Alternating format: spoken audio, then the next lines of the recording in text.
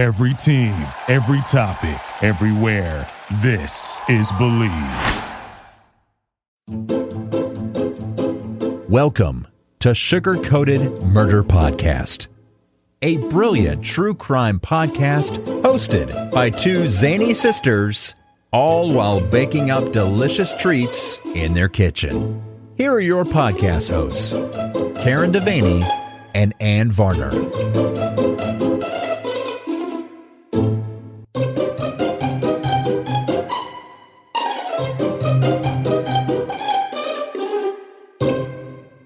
Well, Sugar, OctoBoo did not go as planned. It was an OctoBust. It definitely was an OctoBust, no matter what we tried to do. That is correct. It was working against us. And we watched the dang movie. And scared the pants off each other, and for nothing. For nothing. No, because I forgot to set the microphone up, so the microphone was coming from the camera, which was halfway across the room.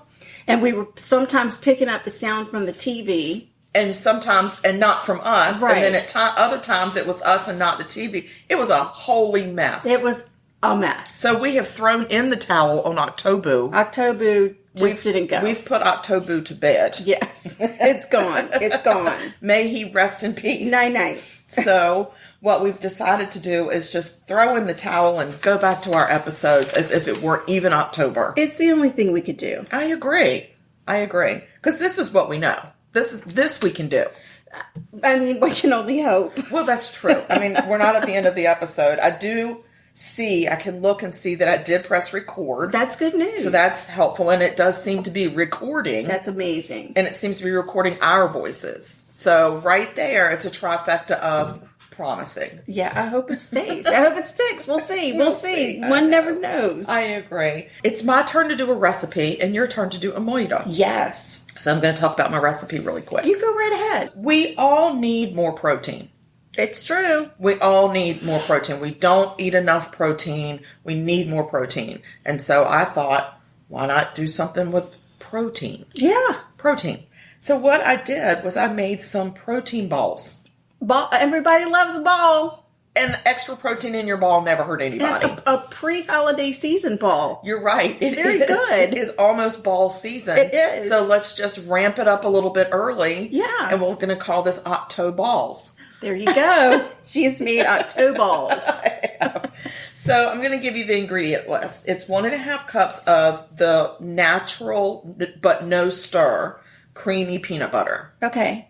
So I think Jif makes one. There's Peter one that's Pan. like simply, or is it natural? It's natural. Okay. Yeah, and you don't have to stir that one. I didn't know. That's great. Yeah, so there is a natural one that you don't have to stir. It's the one that I use all the time at home. All I do right. like it. And you do 1/2 cup of honey. I used local honey from Boone Hall, but I do wish I had some of Farmer Katie's honey, but I'm out. Mm. So we got to go with what we can. 1 1/3 cups of old-fashioned rolled oats. Mm-hmm. Raw oats. Raw oats. And then 1/2 cup of vanilla protein powder. Mm-hmm. I just bought some organic vanilla protein powder at the stove. At the stove? At the stove. All right. Yeah, I picked some up at our Publix. Okay. And then... Wow, that is a lot of protein. Yeah. Peanut butter and protein powder? Yeah. Well, that's like a... It's like a big hit of protein. Like I can't remember. ball. I did like 12 or 14 grams of protein in a ball. Wow. Right. 1/8 teaspoon of salt. I didn't put salt in mine. I feel like peanut butter is salty enough. Yeah, I would agree with that. But there's some people out there that like salt. Yeah. You can do the salt. And then you do 1/2 cup of mini dark chocolate chips. Chocolate chips too? Yes. Oh, wow. And they're in miniature. I love a miniature chip. So you just put all this stuff in a bowl and you mix it really, really well. I mixed it in stages because it's a lot. And, when you put like the powder in there, you want to make sure it's mixed really well. You don't want a mouthful of powder. Right. And then you just take it. I put wax paper on some cookie sheets. And then you take it by like heaping teaspoons, form it into a ball, plop it on your thing. Okay. And then you put them in the fridge to let them set. And then once you do, you can just pick them off of there and store them in a container. Beautiful. And I store mine in the refrigerator. I think that's the best thing to do, just because because the peanut butter tends to get a little soft. Right. So I also like them cold. Yeah. But they are so convenient when you get up in the morning and you're having a cup of coffee, grab a ball. Just get a ball. Yeah. Start your day with a ball. If you're having a cup of tea in the afternoon, grab a ball. Just grab your balls whenever you feel the need. And your balls are ready to go. They're very convenient balls. OctoBalls with extra protein. Wow. Yeah. So there you go. That's my recipe. I'm sticking to it. That's a home run. Do you know how many balls it makes? Well, it depends. Lot of balls? It makes a right good amount of balls. Right. But it depends on how big you like your balls. Oh, yeah. It's hard to say. For me, I think I got 2 dozen. Oh, wow. That's perfect. Balls. Mm-hmm. And mine probably could have been a little bit smaller. So maybe I could have gotten like 2.5 dozen. Right. But, and you think, wow, that's a lot, but we need protein. And if you're looking at a 12 gram of protein boost, you could probably eat 2 of those balls a day to add 20 grams of protein to your diet. I mean, why eat a Reese's peanut butter cup when you can have your own ball? An OctoBall. Yeah. There you go. Yeah. So, and you know what? We're coming up on the holiday season. Get your protein in now. Try to, I'm not saying lose weight. I'm trying to say maintain your weight, because Christmas and Thanksgiving are coming when we're going to really load up with all the good food. Exactly. So let's do healthy OctoBalls. Love it. Well done. I mean, you knocked it right out of the park. I feel like I did. I knocked those balls out of the park. You go, girl. Mm-hmm. All right, now it's your turn. It's what you got to say? What do you have to say for yourself? Hello, twisted humans. Do you find yourself wanting to know more about the latest murder, conspiracy, cult, or haunting? Then this is the podcast for you. In 1952, there was a record high of UFOs reported. 1,500 sightings. There has been evidence of human sacrifice, devil worship, and it is haunted by more spirits than can be counted. A family of 2 adults and 2 kids reportedly saw a giant flying thing with glowing red eyes. And meanwhile, the family's nanny that helped Veronica to care for her and Lucian's children was found bludgeoned to death in the basement of their family home. I'm Alecia. And I'm Sierra, and this is Twisted and Uncorked. Hi, I'm Dan from Casting Views, and you're listening to Karen and Ann on the Sugar Coated Murders. I don't talk about any OctoBalls. Okay. At all. Do you have an Octo murder? It's an Octo murder. Okay. An Octo murder. Octo murder. This murder happened in Bakersfield, California. I've heard of Bakersfield. I think there's songs that mention Bakersfield. I don't know. Maybe. I think there are. On July 6, 2003, Joni Harper and her mother, Ernestine Harper, took Joni's children, Marquez, 4, Lindsay, 2, and Marshall, 6 weeks, to church. And I love the name Ernestine. Ernestine is lovely. It was the first time since Marshall had been born that Joni was going to introduce him to the church congregation. Oh, that's so sweet. I know. My gosh, I love a new baby. Me too. Ernestine was living with Joni and helping out with the children because Joni and her husband, Vincent, brothers, were estranged. They had married in 2000, but the marriage had been annulled in 2001 because Vincent couldn't keep it in his pants. Vincent, keep your OctoBalls to yourself. Exactly. They reunited and remarried in Las Vegas in 2003 after Joni, became pregnant with Marshall. That Sunday in July was the last time anyone saw Joni, Ernestine, and the children alive. After not hearing from them... mother effer. I know. After not hearing from them for a couple days, a friend went by the house to check on them. Did they make it to church? They went to church. They even went to have lunch with some friends after. Okay. Yeah. And then nobody heard from them. So this friend said, I'm kind of worried. I'm going to go check on them. She went. The back door was open. She went in and found all 5 of them deceased. God, it gives me a stomach ache. Yeah, some had been shot and stabbed, others had just been stabbed or shot. Vincent, the estranged husband, was in Ohio for a long July 4th weekend. visiting his brother. They actually found him in North Carolina because he and his brother had driven from North Carolina to Ohio to visit his mom, where they notified him of the death of his family. He did return home on the 11th of July, and he attended a funeral service for his wife, mother-in-law, and 3 children. Ernestine was his mother-in-law. On the 16th of July, but there had been a memorial service for the family that Vincent did not attend. Of course, Vincent was the prime suspect in the case because, he's the spouse and that's what they do. And they're estranged. That's right. But he was more than 2,200 miles away when the murders took place. Was he? Investigators spoke to hundreds of people about Joni and her relationship with Vincent, who was a vice principal at a local elementary school. Well, Vincent. I know. It turns out Vincent had a history of allowing. I don't know why I said that. There's no allowing? Mm-mm. Okay. Mm-mm. He had a history of abusing his wives. Abusing, not allowing. No, it's way different. Exactly. It took a whole different turn, didn't it? Yeah, it did. He'd been married 4 times and had been jailed for spousal abuse in 1988. And he was an elementary school principal? Yes. That's blowing my mind. It blew mine as well. How did that happen, right? Somebody's not doing their due diligence. That was with his first wife that he was jailed for the abuse in 1988. His next wife left him after he threatened to kill her. That marriage lasted a little less than a year. In 1996, Vincent was accused of sexually harassing a woman at the school where he worked. The victim was strongly encouraged not to pursue charges against Vincent because he was a highly respected man in the community. When are people gonna learn? I know. You don't always see the real person. Correct. Gee whiz. The school investigated and they gave Vincent a warning. And then probably a raise. Probably. There's a warning. Here's your warning. So sorry we were so stern. Your raise. Oh my yes, God. Here it is. So investigators honed in on Vincent. They drive to Ohio to check out the rental car that he said he used while he was on his little vacation. Can I just say, Ohio? No. We haven't said that in a long We time. really Sorry, haven't. I just got the urge. Wow, yeah. Way sorry. to go. Way Sorry, to go. sorry. Way to bring it back. Thanks. It turns out that he had rented a little Dodge Neon while he was on his trip. He told investigators that he never drove the car anywhere but in Ohio.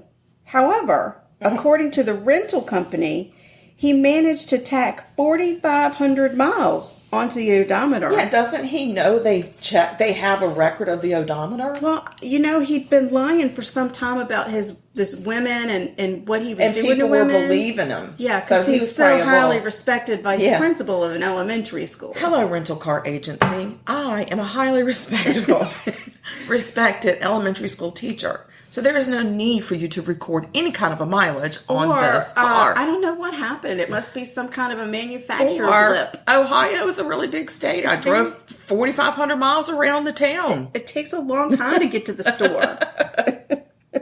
That was enough to arrest Vincent on suspicion of murder, but it wasn't enough for them to feel confident that they would get like a big prosecution. Mm-hmm. Not a big prosecution, but guaranteed. Yeah. Like they need some kind of They have to have a hook. That's right. Some kind of a nail in the coffin. It seemed like Vincent could have possibly made a round trip from Ohio to California when you look at the mileage, right? But investigators needed the hard evidence. This is where it gets really interesting. While they were investigating that little Dodge Neon, they noticed that the front bumper and grille were covered in dead bugs. I mean, you know how it gets in July. It's hot and you're driving. And it's buggy. It's buggy, right? They decided that they were going to touch base with an entomologist. To see if we could figure out where these bugs came from. That's brilliant. Yes. I love that. So I love science. Science is amazing. They took apart the car, got the radiator and the air filter because they seem to have a large concentration of the dead bugs in them. And they took it to the University of California, Davis campus, where the Bohart Museum of Entomology is located. It's probably not a place I want to go because I'm not a bug fan.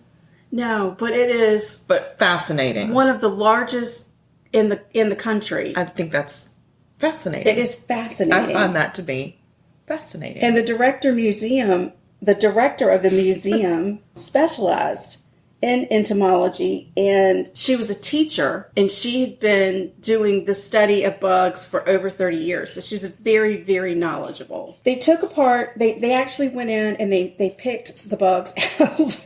They picked the bugs out of the radiator and the air filter. I'm sure that was like a technician's job. Not a technician, like a lab assistant. Student. Yeah. Upon examination, the team identified a large grasshopper. Okay. A paper wasp. Paper wasp. And some true bugs. True bugs. Yeah, true bugs. Interesting, right? The grasshopper that they found is native to the Great Plains and the eastern slope of the Rocky Mountains. The paper wasp has a center of abundance in California. True bugs are only found in the western part of the country, specifically in Southern California, Arizona, and Utah. Utah. The bugs on the radiator and the air filter gave prosecutors a map. When they go in and they map out where the bugs would have been found. Then it shows where he traveled. It surely did. Oh my God. It really amazing. Really I love this. It did. Vincent had obviously driven from Ohio to California and back. It was the information prosecutors needed to prove that he had driven and returned the Dodge Neon to California and returned in the Dodge Neon and murdered his family. That evidence, along with the evidence they found in the Harper family home, was enough to convince a jury. On May 15th, 2007, Vincent Brothers was convicted of the first-degree murders of his wife, Joni, his mother-in-law, Ernestine. How did he do that to and his three children, flesh and blood? Marquez, 4, Lindsay, 2, and Marshall, 6 weeks old. He was sentenced to death, but remember, he's in California, so who knows if he'll ever be put to death. No, he won't be. Right. He won't, because everything got commuted to life without parole when they took away the death. Yeah, so he'll be hanging out in San Quentin. Ernestine Harper was the co-founder of the Extend a Hand for Justice organization, which is committed to helping feed the poor, clothe the needy, and help find shelter for the homeless, along with visiting the sick and imprisoned. She was a mother of 5 children, a prominent member in her church, and a loving grandmother. Wow. Joni Harper was a campus supervisor for the Bakersfield County School District. She was a standout basketball player in high school. Ooh. And she went on to become a basketball ref. Oh, look at her. She was the first woman in Kern County in California to officiate at the boys varsity level. Oh my gosh. Isn't that amazing?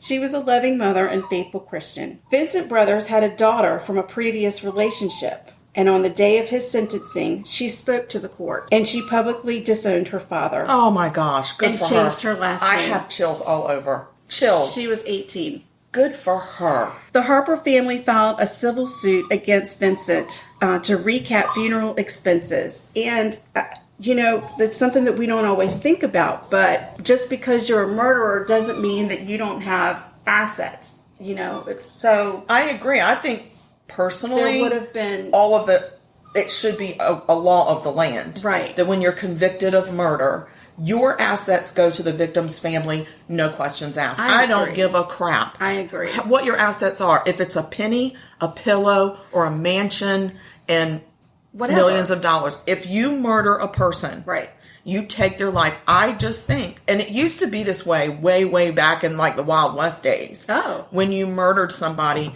you got their stuff.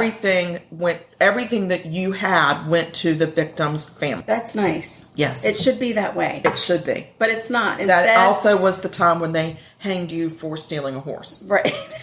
It's fine. Right. Yeah, but he had assets, and there's life insurance to think about. Absolutely. And if he was the beneficiary, then he would have collected all of that money. As a principal, he would have had a pension. Yep. And principals make good money. Yeah. So the family this was not a get-rich scheme for the Harper family. They won their case. It settled for an undisclosed amount of money. And that family gave all of the money to Vincent's daughter. Because it wasn't about the money, but yes. Oh my God, I know. So sweet. It was the sweetest ever. A very sweet family who got annihilated in the worst of ways. And I'm just going to say right now, he didn't just take 5 lives. He removed 2 women who were making an impact on their community. Exactly. And so, once again, we have the ripple effect of murder. Yeah. He took away the future of 3 children being raised by 2 really good role models. So we don't even know what successful humans they would have become. Right. So he just robbed the world of what these people were doing. These were good people doing good things in the world, and he just extracted them. He did. He extracted them, and for what? What was his motive? The financial burden of having so many children. Well, hey, keep your OctoBalls in your pants and keep your pants zipped up. Zip it or clip it. Yeah. I mean... Yeah, it's real simple. Figure it out, man. Mm-hmm. Do something. But if you're going to be dipping your stick all around the town... It wasn't even all around the town. It was his wife. Right. It's not like these were children of... These were not like the children you don't speak of. Exactly. These were your kids made with your wife. Exactly. Like, hello. Right. Yeah, it's insane. It's insane. And there was information in some of the articles that I read that he had gotten his brothers to lie about a couple of different things. So on the day that he drove to California, he had one brother take his credit card and go to the store and use it while he was in Ohio. So they knew they were accomplices. I felt like they were. And they weren't prosecuted. It doesn't seem like it. That I couldn't makes me find mad. any information They on it. enabled him. If nothing else, charge them with obstruction. That's what I was thinking too, and they may have, and I just couldn't find the articles because, it was a while back, but there has to be some accountability there, right? I mean, what did they think he was doing? They knew what he was doing. Drive all the way. I'm going to go have a picnic with my Ohio. Yeah, and then I'm going to drive back to California to have a picnic with my estranged wife. Right. It don't make any sense to me. No, he's a monster. A monster indeed. So he's got life with no parole, I'm assuming. Life with no parole, and he's California. in San Quentin. Wow. He's still listed though as death by lethal injection. Like they still list that as his sentence. Well, I guess that's good, because if a governor was ever elected to California because they can bring the death penalty back. It's anytime. Just the stroke of a pen. Yeah. He would still be in line for the death sentence. Yeah. So, but listen, something to think about, the bugs on your car. Who'd have thunk it? I love that science and something as simple as bugs. I know. It's amazing. Help to convict him. It's amazing. Yeah, because the bugs don't lie. They don't lie. The bugs don't lie. No. Wow, that was a really good case. Thank R.I.P. you. to that sweet family. I I just cannot imagine the fear that they went through, the terror, and those poor children. That's their daddy. Yeah, the crime scene was brutal. I can't imagine. That's just awful. It is terrible. He's a jerk. He's worse than that. We're going to have to figure out a different word. Yeah. A new word from the... He's definitely a monster. Yeah. But I think he's like an ogre. Yeah, or a monster ball, an OctoBeast. An OctoBeast. He's an OctoBeast. And that's the worst of them. Yes. The worst. Gosh. Well, that was a good one. Thanks for doing that and helping us remember that sweet family. Yes, indeed. That's it. We did it. We've done another episode. Look at us. God willing, you'll actually get to hear it. Yes. All right, guys. Well, we've got some stuff. We got some pokers in the fire, so... There's something brewing. We got something brewing, so stay tuned, because I think it's going to be pretty exciting when we finally get it all together, but we will. So I'm imagining end of this year, beginning of next year, something's going to explode on the podcast front for us. I think so. I'm hoping toward the end of this year we'll have it rolling out. Rolling. So until then, practice your YouTube skills. That's what I'm saying. No, I'm saying this to our audience. Right. Yeah. Start practicing your YouTube. Well, yeah, we can't make any promises though, because we are not technology geniuses. No, we are not. We are far from. No. We are far from technology geniuses. I'd say at this point, technology failures. Actually, I think at this point, instead of practicing your YouTube skills, just pray for us. Say a little prayer. Just say a little prayer for us while you eat your OctoBall out of the fridge. That's a great idea. Well, I think that you all should stay sweet and don't murder. Because if you kill people, we're going to talk about you. And we're going to call you things like OctoBoost. Yeah. I mean, OctoBeast. An OctoBoost. An OctoBeast. Yeah. While we're having an OctoBoost. Oh, we don't even know. I don't know. We're having an OctoBall. We're having an talking OctoBust. about, yeah, we are just Octoed out. So, on with November. Hey, listen, email us if you've got a murder you want us to tell. Yes, we have email. It's murder.sugarcoated@gmail.com. Oh my gosh, we sound like a car commercial. Toyota, we're available. And we have social media galore. Oh, and if y'all have not heard of this new app called Threads, we're on that. I didn't even know. We're on Threads. We're on Instagram. We're still on the Twitter. We're hanging there by a thread. And we're on Facebook. So find us everywhere. Drop us an email and just let us know you're listening. Is anybody out there? Hello. We would love to know if we have any listeners left. All right, guys. Well, we love you. Stay safe and keep your head on a swivel. Bye. This has been Sugar Coated Murder Podcast, a deliciously entertaining true crime podcast. Like what you heard? You can always explore past episodes by visiting sugarcoatedpod.com. Don't forget to like our Facebook fan page and share with friends. Thanks for listening to Sugar Coated Murder Podcast.